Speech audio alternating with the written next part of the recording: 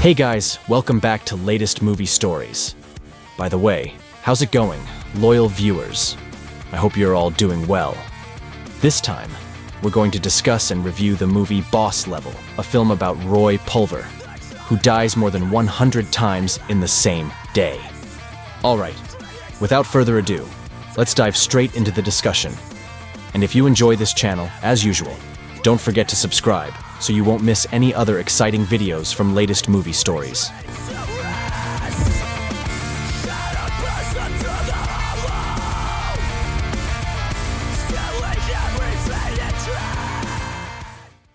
The movie begins with a scene where a man armed with a machete tries to kill a man named Roy in his apartment. Roy is already used to this kind of attack since he has experienced it 139 times. He knows exactly how to dodge every move and every shot from the helicopter.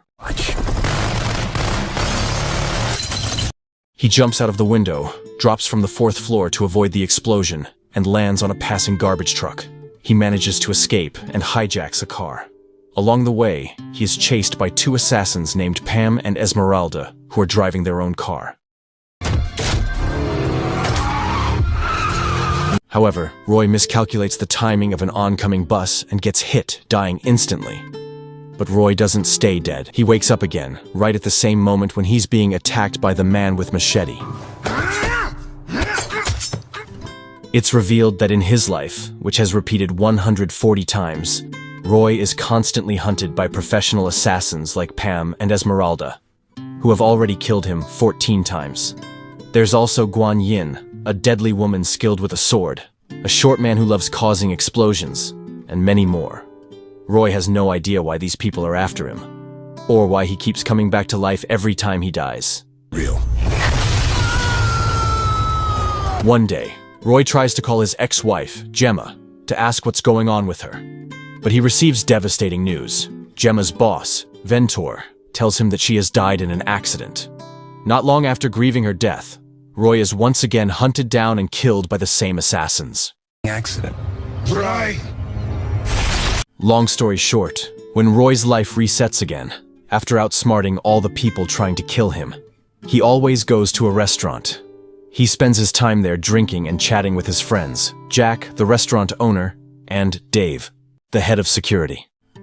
He also frequently meets a woman named Dai Feng, a 12-time world sword champion from China. Because tomorrow isn't guaranteed. How? Suddenly, a group of assassins arrives. Roy seems to give up, knowing he'll die before the clock strikes 12:27. The story then flashes back to the past, before Roy ever gained his mysterious power.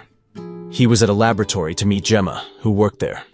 During their meeting, Roy tried to win back his ex-wife's heart, but Gemma acted strangely when she talked about their child.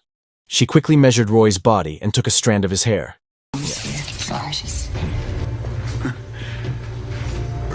This made Ventor, who was watching them through the CCTV, suspicious of their behavior. He then ordered his subordinate, Brad, to summon Gemma and kick Roy out. When Brad arrived, Gemma quickly hugged Roy and whispered the word Osiris. Osiris. Hey. She told Roy to remember that word before he left. Gemma then went to meet Ventor in his office. There, because Gemma's research had shown no progress, and since she had met with Roy inside the lab, Ventor became furious. He threatened Gemma to finish her work immediately, which was to build a device called the Osiris Spindle. But Ventor didn't just threaten her, he also planned to have Roy killed. Guess he dropped off a resume. It turns out that all the assassins who had been hunting Roy were actually sent by Ventor. Roy was at a bar, drinking heavily after meeting Gemma. While he was chatting with a woman there, suddenly his phone rang. It was Gemma, sounding terrified and desperate, asking for his help. Unfortunately, their call was intercepted and abruptly cut off by Ventor. No, but you wouldn't understand anyway. Gemma immediately placed the hair she had taken from Roy into a device, then vanished. Roy, unconcerned about Gemma's fear, spent his time enjoying himself with another woman. The next day, he had no idea how he regained his powers, returning to the future, the moment he had just awakened after being killed at the restaurant. Thinking about Gemma, Roy remembered that she had once sent him a birthday gift, a book titled Let and Osiris. But just as he was about to read the book, a helicopter appeared, and killed him once again. Roy didn't want to be disturbed again in his 142nd life. He tried hard to hide so he could read the book. Finally, he chose to go to a basement room and began reading it. The book told the story of Osiris, an Egyptian imam who could rise from the dead. While he was engrossed in reading, he accidentally met a young boy named Joe, who turned out to be his son. Hey. They chatted for a while and then went outside. Roy managed to survive 20 minutes longer than usual. He was always killed at 12:47. He realized he was being hunted because he had a tracking device on him, and because he was underground, they couldn't find him. But soon after, the killers arrived and killed Roy, who was trying to protect his son from the killers. After he came back to life, he immediately went to Dave, a security expert, and asked where tracking devices were usually implanted. Dave replied that the best place was inside the teeth. Roy remembered that he had been to a dentist who had also slept with him. He became enraged, pulled out his teeth one by one, and demanded that Dave examine them. He managed to find the tooth containing the tracking device just before he was discovered and killed again.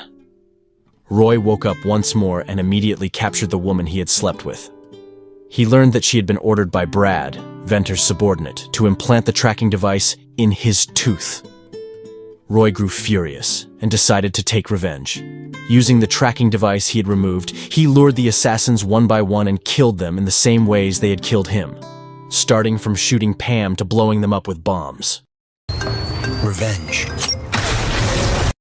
After that, he went to Ventor's lab to chase Brad and Ventor.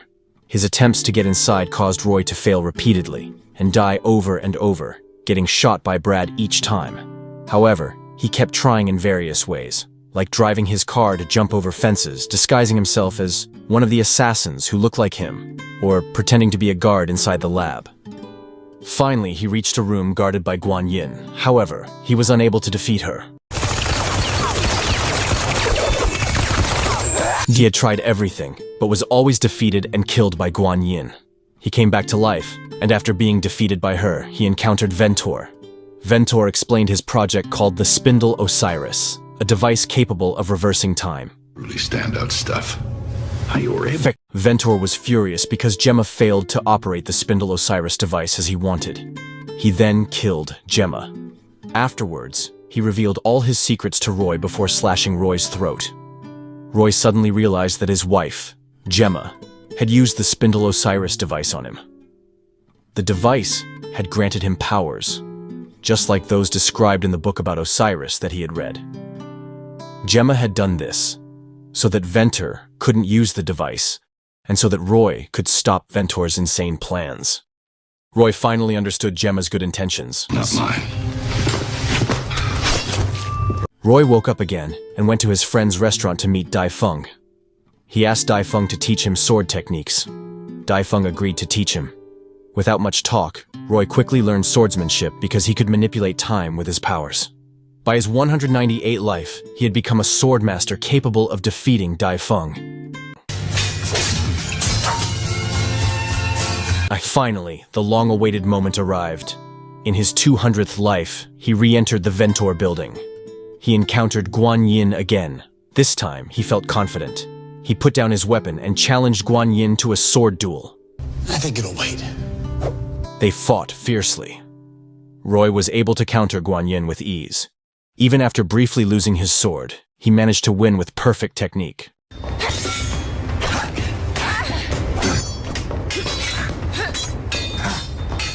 Suddenly, Brad appeared and fired at them, but Roy managed to defeat him by stabbing his sword into Brad's head. Then, he confronted Ventor in a fierce battle. Ventor was defeated, and Roy emerged victorious. Before dying, Ventor realized Roy possessed the power of Osiris. He warned that excessive use of Osiris could destroy the world, and threatened that if Roy killed him, his son, Joe, would become a target for assassins. With his son's life at stake, Roy immediately killed Ventor. Roy rushed to find his son, only to discover that Joe had already been killed. Suddenly, a massive explosion caused by the spindle Osiris erupted, capable of destroying everything. Roy, devastated and hopeless because all his attempts to save his son had failed, was repeatedly killed by the sword-wielding assailants. Despite this, he managed to fight back and survive each time. In the end, Roy decided to spend whatever time he could with his son before the spindle Osiris explosion could destroy everything. Let me show you. I still won. She says that? Well, she doesn't use that word, but she says you're like... In one of his lives, Joe told Roy that his mother had called him that morning. Roy checked Joe's phone and discovered that Gemma was still alive at 7:03 a.m. Roy woke up again and immediately rushed into Venter's lab, taking down Brad and Venter to question them about Gemma. But he was too late.